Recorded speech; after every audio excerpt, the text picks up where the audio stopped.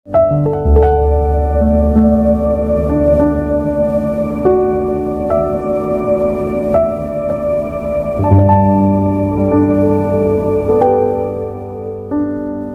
இரவு தியானத்திற்காக தேவன் நமக்கு தந்த வேத வசனம் யோசுவா 2வது அதிகாரம் 17வது வசனம்.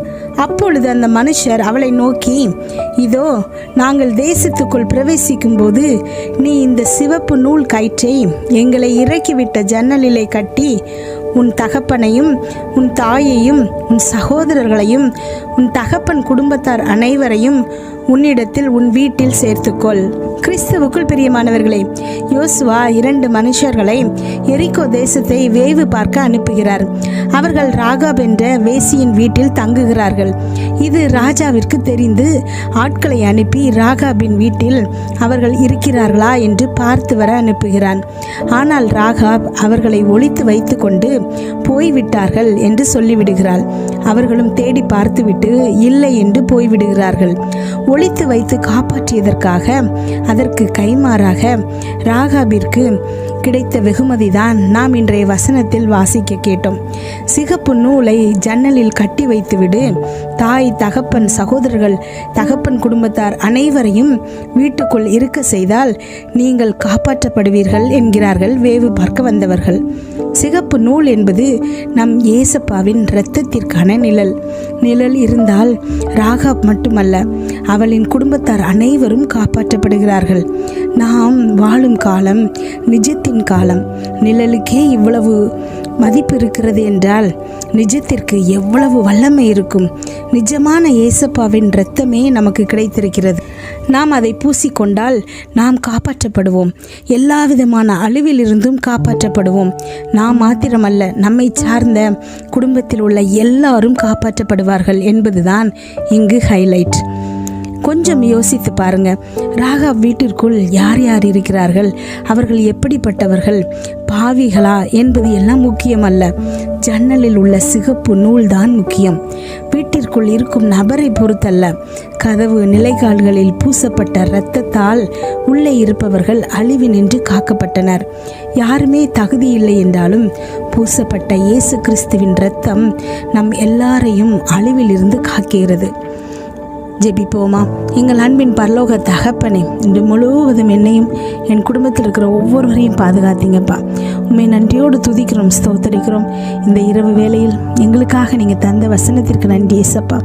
எங்களோடு நீங்கள் இருக்கீங்க, எங்களை பாதுகாக்கிறீங்க, நேசிக்கிறீங்க, எல்லா பிரச்சனைகளுக்கும் தப்பு வைக்கிறீங்க அப்பா. ஸ்தோத்திரம். என்னோட ஜெபித்து கொண்டிருக்கும் ஒவ்வொரு பிள்ளைகளையும் உங்கள் கருத்தில் கொடுக்குற ஏசப்பா. அந்த பிள்ளைங்க போகும்போது வரும்போது ஆசீர்வதிங்கப்பா. அந்த பிள்ளைகளின் இருதயத்தின் வாஞ்சிகள் எல்லாத்தையும் நிறைவேற்றுங்க. என்ன காரியங்களுக்காக இப்பொழுது ஜெபிக்கிறாங்களோ அது எல்லாம் நிறைவேறணும் ஏசப்பா. என்னோட அப்பா ஸ்தோத்திர அப்பா. கமாண்டில் ஜெபிக்க சொல்லியிருக்கிற ஒவ்வொரு பிள்ளைகளுக்காக ஜெபிக்கிற ஏசப்பா.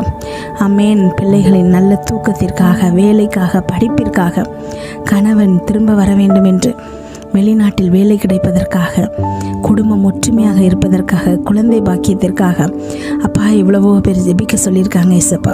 ஒவ்வொரு பிள்ளைகளையும் அப்பா ஸ்தோத்திரம் உங்கள் கரத்தில் கொடுக்குற ஏசப்பா. உங்கள் நாம மகிமைப்படும்படிக்கு அவர்கள் வாழ்க்கையில் ஒரு அதிசயத்தை அப்பா நீங்கள் செய்யுங்க ஏசப்பா. சாட்சியாக எழுப்புங்க ஏசப்பா. உண்மை நம்பி வந்தவர்கள் ஒருவரும் கெட்டு போனதில்லைப்பா. ஆமென் ஏசப்பா. என்று உண்மை நோக்கி கூப்பிட்ட ஒருவரையும் நீங்கள் கைவிட்டதில்லை ஏசப்பா. இந்த பிள்ளைகளுக்கு அப்பா நீங்கள் ஸ்தோத்திர ஏசப்பா ஒரு ஜெயத்தை கொடுக்குறமைக்கு உமக்கு நன்றி ஏசப்பா. அற்புதங்கள் செய்கிறமைக்கு உமக்கு நன்றி ஏசப்பா. ஸ்தோத்திரம் அப்பா. சிலுவையில் எங்களுக்காக நீங்கள் செய்த காரியங்களை நாங்கள் நினைவு கூறுகிறோம் ஏசப்பா.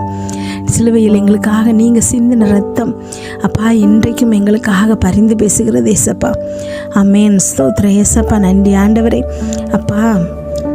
அப்பா நிலை கால்களில் அப்பா உம்முடைய ரத்தத்தை பூசப்பட்ட அத்தனை வீட்டிலும் சங்கார தூதன் கடந்து போனான் ஏசப்பா. ஆமென். ராகாப் என்ற வேசியின் வீட்டில் சிகப்பு நூலை ஜன்னலில் கட்டியதனால் அவருடைய குடும்பம் முழுவதும் காப்பாற்றப்பட்டது ஏசப்பா. இதெல்லாம் நிழல்ப்பா, உம்முடைய ரத்தத்திற்கான நிழல். அதற்கே இவ்வளவு வல்லமை இருக்கும் என்றால் அப்பா நாங்கள் உண்மையான உம்முடைய ரத்தத்தை பூசப்பட்டிருக்கோம் ஏசப்பா. உம்முடைய ரத்தத்தால் நாங்கள் பூசப்பட்டிருக்கிறோம் ஏசப்பா. ஆமென். எங்களை அப்பா சாத்தான் எந்த விதத்திலும் தொட முடியாதுப்பா. தோற்று போன சாத்தான் அப்பா எங்களை எந்த விதத்திலும் பாதிக்க முடியாதுப்பா. அவனுடைய எந்த விளைவுகளும் எங்கள் வாழ்க்கையில் அப்பா பலனளிக்க முடியாதுப்பா. அமேன். நாங்கள் அறிக்கை எடுக்கிறோம் ஏசப்பா. அவன் தோற்று போனவன், அவனுக்கு எங்களிடம் ஒன்றுமே இல்லை ஏசப்பா. நீங்கள் எங்களுக்காக அவனை ஜெயித்த வாழ்க்கையை நாங்கள் வாழ்கிறோம் ஏசப்பா. அமேன். ஸ்தோத்திரம் ஏசப்பா. எல்லா நோய்களையும் நீங்கள் சிலுவையில் சுமந்துட்டீங்க அப்பா. எங்களுக்கு சமாதானத்தை உண்டு பண்ணும் ஆக்கினை உங்கள் மேலே அப்பா, எங்களுக்கு சமாதானத்தை உண்டு பண்ணும் ஆக்கினை உங்கள் மேலே வந்துச்சு ஏசப்பா.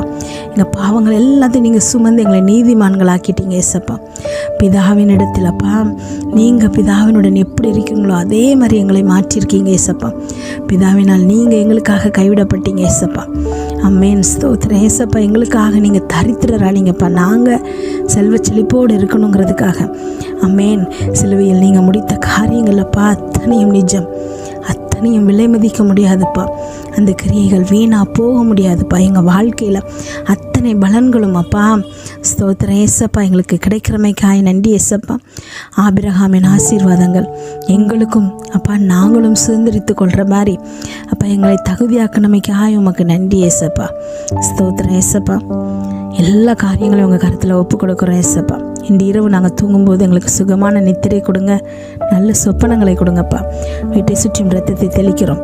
அதிலிருந்து புறப்படுகிற வல்லமை எல்லா தீங்கு, பொல்லாப்பு, பொறாமை, எரிச்சல், கெட்ட ஆவிகள், பில்லி, சூனியம், மந்திரம், செய்வினை, பாவம், சாபம், நோய், விபத்து எல்லாவற்றிலிருந்து எங்களை விலக்கி பாதுகாப்பதாக. நாளை காலை எழுந்திருக்கும் போது புதிய கிருபையால் எங்களை தாங்குங்கப்பா. இதை கேட்டுக்கொண்டிருக்கும் ஒவ்வொரு பிள்ளைகளின் இருதயத்தையும் உடைய கிருபையினாலும் சமாதானத்தினாலும் பலப்படுத்துங்க. இயேசு கிறிஸ்துவின் மூலம் ஜெபம் கேளும் நல்ல பிதாவே. ஆமென்.